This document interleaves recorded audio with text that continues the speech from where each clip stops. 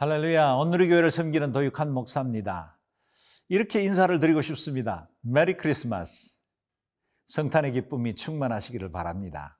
무슨 새삼스러운 인사인가 하고 반문하는 분들도 있을 겁니다. 그러나 세계 대부분의 교회들이 12월 25일을 성탄절로 지키고 있지만 실제 예수님이 탄생하신 날은 아무도 알 수가 없고, 대체로 1월 6일까지는 성탄 행사를 이어온 것을 보면 그 어느 때 성탄 축하 인사를 나누어도 이상할 것은 없는 것 같습니다. 하나님의 아들 그리스도께서 사람의 몸을 입고 우리의 삶의 현장 가운데로 찾아오신 이 놀라운 은혜 기억할 수만 있다면 매일이 성탄절로 축하해도 좋을 것 같습니다. 특히 오늘 우리는 이 땅에 어린 아기의 모습으로 찾아오신 그리스도를 묵상하게 되었으니 성탄의 감격을 다시 새롭게 해도 좋을 것 같습니다. 오늘 우리가 묵상할 말씀 누가복음 2장 1절에서 7절 말씀을 함께 읽겠습니다. 누가복음 2장 1절에서 7절 말씀입니다.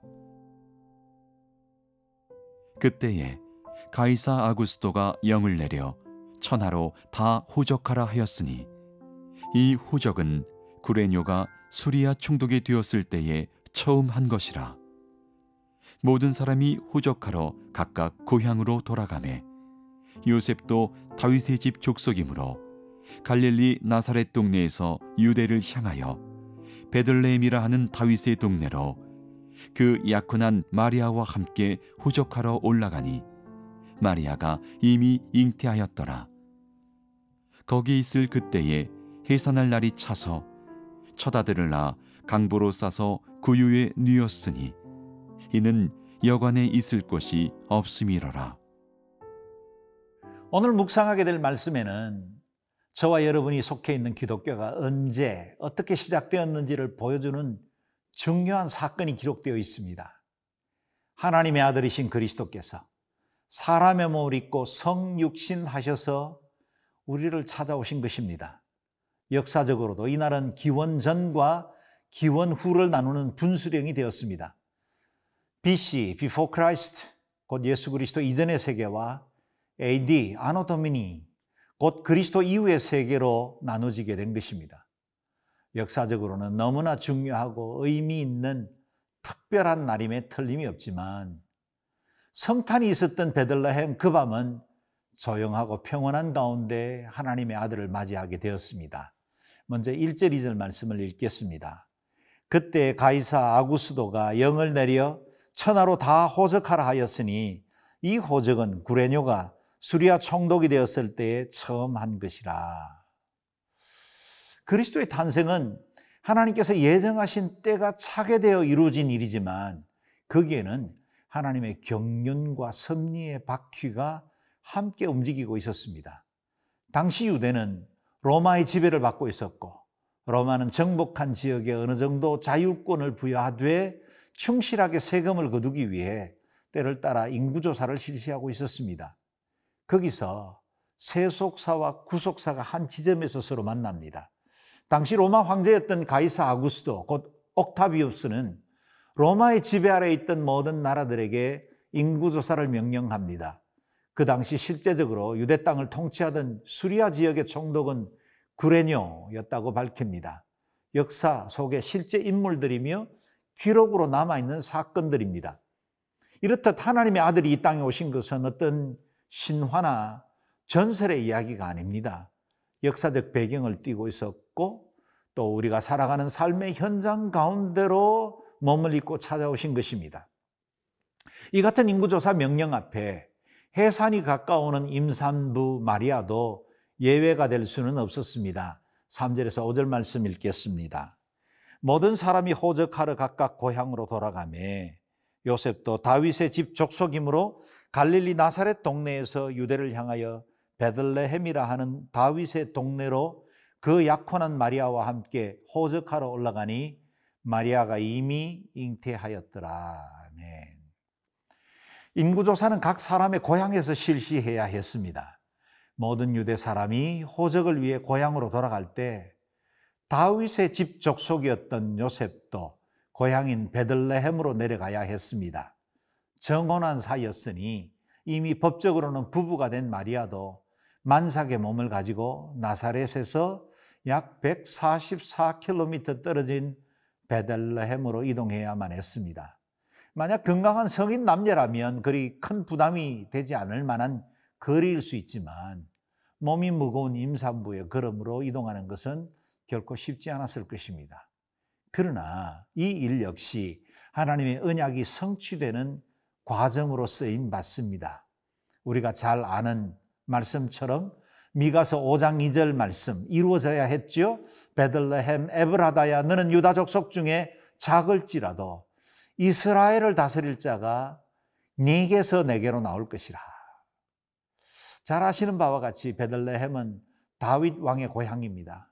다윗의 동네라고 불리던 곳이지요. 다윗이 태어나고 어린 시절 양들을 치던 바로 그 동네입니다. 그런데 그 베들레헴에서 다시 이스라엘을 다스릴 왕이 나온다는 말씀입니다. 미가 선지자는 다윗과는 다른 왕이 나올 것임을 분명히 밝히기 위해 말씀을 덧붙입니다. 그의 근본은 상고의 영원에 있느니라. 단순히 다윗의 혈통이지만 그의 근본은 상고의 영원에 있었다라고 말씀하십니다. 여기에서 영원하신 하나님의 계시와 인간의 혈통인 다윗의 족속과 만나는 지점들이 이루어지죠. 다윗의 동네에 태어날 분이기는 하지만 그분은 단순히 사람의 아들이 아니었습니다. 그 근본이 땅이 아니라 영원으로 거슬러 올라가는 분이란 뜻입니다.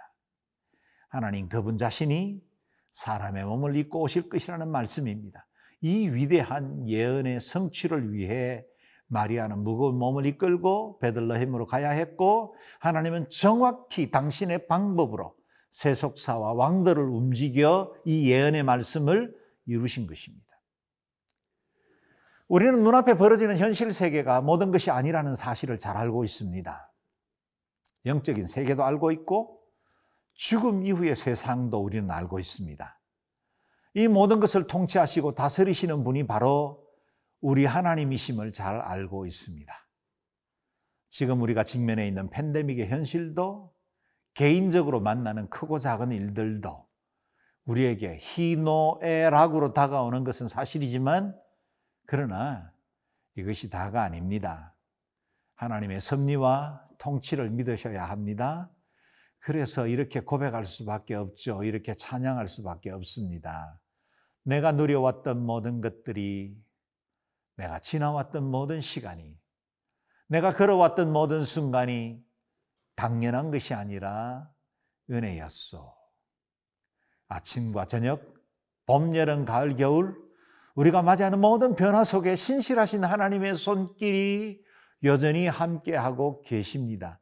그 하나님이 통치하십니다. 그 하나님이 내 삶을 지금도 지배하고 계시고 선한 길로 이끌어 가십니다.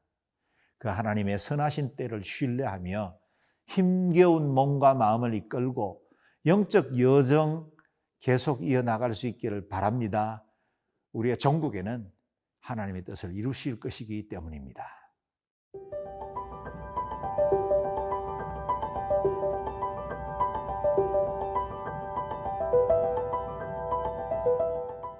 주의 여종이오니 말씀대로 내게 이루어지이다. 순종으로 받아들였던 10개월 전 고백이 드디어 실제가 되었습니다. 완전하신 하나님께서 완전하신 인간의 몸을 입고 이 땅에 오셨습니다. 6절 7절 말씀 읽겠습니다. 거기 있을 때에 해산할 날이 차서 첫 아들을 낳아 강보로 싸서 구유에 누였으니 이는 여관에 있을 곳이 없음이라. 아멘. 베들레헴에 도착했지만 타지로 떠났던 많은 사람들이 호적을 위해 고향으로 돌아왔고 개인의 집이든 여관이든 사람들이 이미 자리를 잡아 마리아에게는 몸풀 곳조차 찾을 수가 없었습니다. 해산이 급했던지라 태어나자마자 마국간 구유에 누이게 되었습니다. 하나님의 아들이 자기 백성을 찾아오셨지만 따뜻하게 맞이할 빈방도 사람들의 영접도 받지 못했습니다. 세상 어느 아기가 이렇게 천하고 누추한 곳에서 태어나겠습니까? 생명의 탄생은 모든 사람들에게 기쁨을 주고 환영받기 마련이지만 저와 여러분의 구주 그리스도는 이렇게 낮고 또 천한 곳으로 오셨습니다. 이는 세상에서 가장 낮은 곳으로 오신 그리스도를 통해 그 어떤 사람도 예외 없이 그 어떤 비천한 자도 그 어떤 고통당하는 자도 다 구원받을 수 있게 하시기 위함입니다. 그럼에도 불구하고 자기 백성을 찾아오신 창조 하나님을 맞이하지 않았습니다. 그것은 마치 아기 예수님이 누울 자리가 없었던 베들레헴의 상황, 그것이 메시아에 대한 인간의 영적 태도를 상징적으로 보여주는 것 같습니다. 세상은 그로 말미암아 지은 바 되었으되 세상이 그를 알지 못하였고 자기 땅에 오매 자기 백성이 영접하지 아니하였다고 말씀하십니다.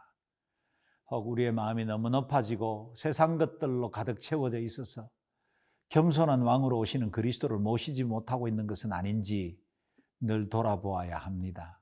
바쁜 일상과 삶의 무게에 눌려 그리스도의 주되심을 잊어버리고 있지는 않는지 늘 주의 깊게 살펴야 합니다. 동시에 지금도 우리의 호의와 영접을 기다리고 있는 사람들이 없는지 돌아봅시다. 지금 전 세계에는 정치, 종교와 경제적인 이유로 수많은 난민들이 여전히 거리에서 머물 곳을 찾고 있습니다. 베들레헴에서 해산할 집을 찾아 헤매고 다녔을 요셉과 마리아 같은 오늘 우리 시대의 이웃들을 돌아보아야 하겠습니다. 여기 내 형제 중에 지극히 작은 자 하나에게 한 것이 곧 내게 한 것이라 말씀하시죠. 그것을 기억하고 이웃을 돌아보고 우리도 너그러운 마음으로 열방을 품는 하나님의 백성으로 살아갈 수 있기를 바랍니다.